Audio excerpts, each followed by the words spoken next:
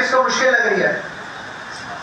हाथ खड़ा करो, इसमें शर्माने वाली कोई बात नहीं है। जो नहीं बोल रहा मुश्किल है, मुझे तो उस पर ताज्जुब है।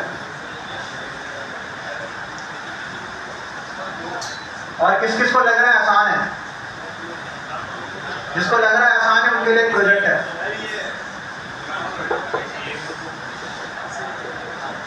जी कोई कुछ कह रहा, सवाल करो, सवाल करो।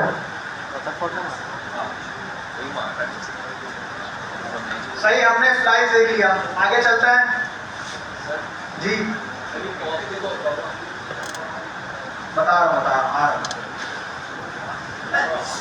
एरे का एक और मेथड होता है कॉनकैट। प्लस करके हमने देखा था ना, दो एरो के बीच में प्लस डाल दो तो वो ज्वाइन कर देता है, सही है। दो स्ट्रिंग के बीच में अगर हम डाल दें तो वो उसको कॉनकैट करता है, स्ट्रिंग को।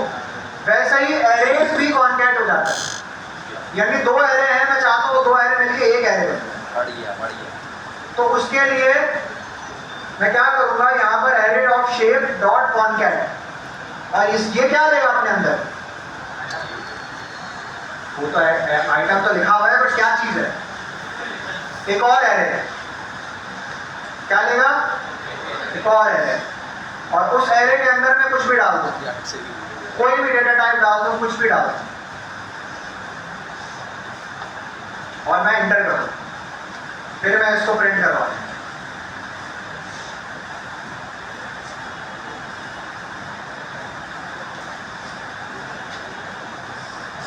हाँ सही है।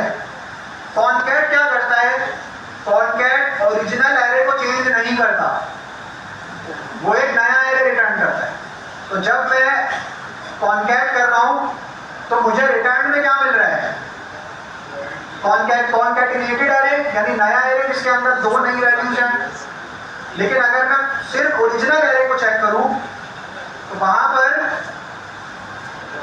ये ओरिजिनल एरे ही है, इसने ओरिजिनल एरे को चेंज नहीं किया। स्प्लाइस क्या कर रहा था? ओरिजिनल एरे को चेंज कर रहा था। कॉनकैट क्या करता है? ओरिजिनल को नहीं करता। स्लाइस क्या करता है? ओरिजिनल को नहीं करता। पुश क्या करता है? ओरिजिनल को चेंज करता है। वो हम देखेंगे अभी, सही है। और अगर वो रिटर्न कर रहा है और हमें उसकी वैल्यू चाहिए तो हम उसको वेरिएबल में सेव करवा सकते हैं? करवा सकते हैं, नहीं करवा सकते?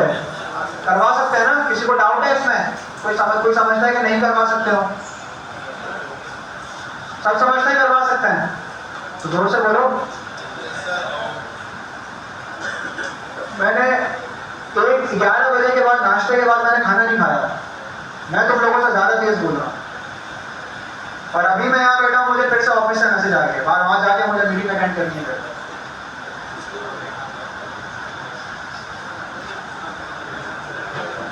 अच्छा, नेक्स्ट ये है पॉप। अब हमने स्लाइस देखा, स्लाइस थोड़ा सा मुश्किल है अगर हमें एलिमेंट को रिमूव करना है। लेकिन अगर हमें किसी एलिमेंट को एरे के बीच में से रिमूव करना है तो उसके लिए तो हम स्लाइस यूज करेंगे कि सेकंड इंडेक्स पर जाकर इतने एलिमेंट डिलीट कर दो। ये यूज केस पर स्लाइस है, बिल्कुल ठीक है। लेकिन मैं चाहता हूं कि एरे का जो सबसे लास्ट एलिमेंट होता है या फर्स्ट एलिमेंट होता है पॉप वाला? Last element. यानी मैं यहां पर आता हूं और एरे ऑफ शेप्स है ना, मैं ये चाहता हूं कि इसका जो सबसे आखिरी एलिमेंट है ना, पेंटागन, वो एरे में से रिमूव हो जाए। तो जैसे हम पुश करते हैं ना, पुश क्या करता है? आखिर में लगता है, उसी का ऑपोजिट है पॉप, आखिर से निकाल ले। तो मैं क्या करूंगा? Dot pop. और पॉप एक फंक्शन है जो कुछ भी नहीं लेता अपने अंदर, कोई आर्गुमेंट नहीं लेता। सिर्फ आप पॉप लिखोगे, पेंटागन इसे रिटर्न कर दिया और इंटर एरे को इसे चेंज कर दिया। आसान है, मुश्किल है? आसान है, ठीक है। ये सारी चीजें बुक के अंदर है। बुक के अंदर भी देखो, नोट्स भी बनाओ। एटलीस्ट जो फंक्शन में पढ़ा रहा हूँ उस फंक्शन का नाम लिख लो, उसकी बेसिक अंडरस्टैंडिंग लिख लो, एक लाइन या 2 लाइन के अंदर। जी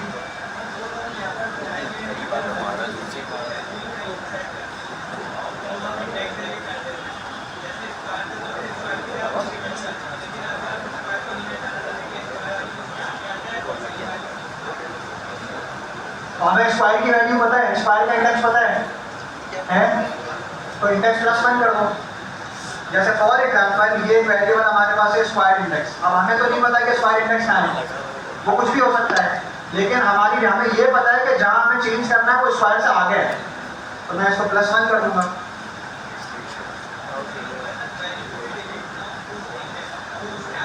उसके आगे चले जाए, बिल्कुल सही है। ऐसा भी स्प्लाइस हमने देखा था ना, स्प्लाइस यही तो करता है। स्प्लाइस खोला हमने, स्क्वायर इंडेक्स, ठीक है, वहां पर जाओ, वहां पर कुछ भी डिलीट नहीं करो, और यहां पर आपको अब जो न्यू वैल्यू डालनी है वो डाल दो, न्यू वैल्यू। सही है, यही काम करता है स्प्लाइस। आप बताओ सही है। अब हमने देखा है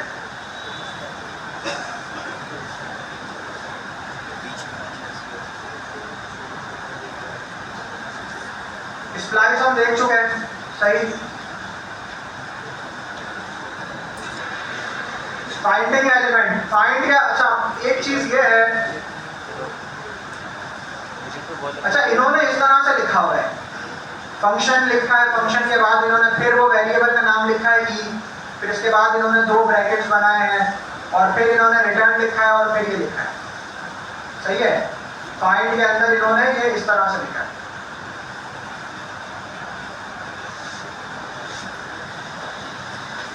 मैंने ये कैसे लिखा था, array8.find या फाइंड कर लो कुछ भी, इसके अंदर सबसे पहले मैंने वेरिएबल का नाम दे दिया था, लेट से मैंने वेरिएबल का नाम दिया xyz, ठीक है, फिर मैंने फैक्ट एरो लगा दिया, सही, और मैंने डायरेक्ट यहाँ पर xyz = 6 जो यहाँ हमारे पास है वो दे दिया, ई था, यहाँ पर आया मैंने ई दे दिया, सही, ई = 6 या 5 जो भी, सही है। ये पूरा जो था ना लिखा हुआ, ये इतना हिस्सा, ये बराबर है इतने, ये मैंने शॉर्ट में लिखा, ये पूरा आप लिखोगे तो ऐसे होगा।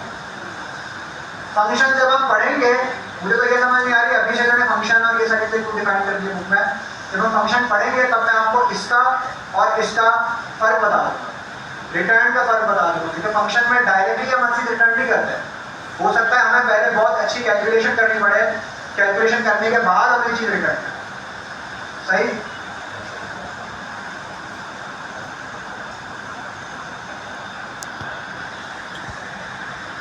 इंडेक्स ऑफ 6, सही, index of 10, index find, index ये आ गया। अच्छा एक मजे की चीज मुझे यहाँ पे पता चली, अभी हमने देखा था फाइंड इंडेक्स, सही, हमने क्या देखा था, फाइंड इंडेक्स। फाइंड इंडेक्स के अंदर हमने ये मैंने पूरा एक फंक्शन जो दिया था, कॉल बैक दिया था वो है, लेकिन अगर मैं एक और बिल्ट-इन फंक्शन यूज करूं जो कि है इंडेक्स ऑफ, अब ये क्या करेगा, अगर मैं इसके अंदर एक वैल्यू दे दूं, सही है, डायरेक्टली मैं इसके अंदर वैल्यू दे दूं, तो ये हमें उसका इंडेक्स वैसे ही बता देगा, यानी जो काम फाइंड इंडेक्स ने किया था वही काम इंडेक्स ऑफ भी करता है, लेकिन वहां पर हमने पूरा कॉलबैक दिया था, मतलब एक पूरा फंक्शन दिया था, और यहाँ पर हम सिर्फ वैल्यू पास करते हैं। तो यहाँ पर अगर मैं वैल्यू स्क्वायर पास कर दूं,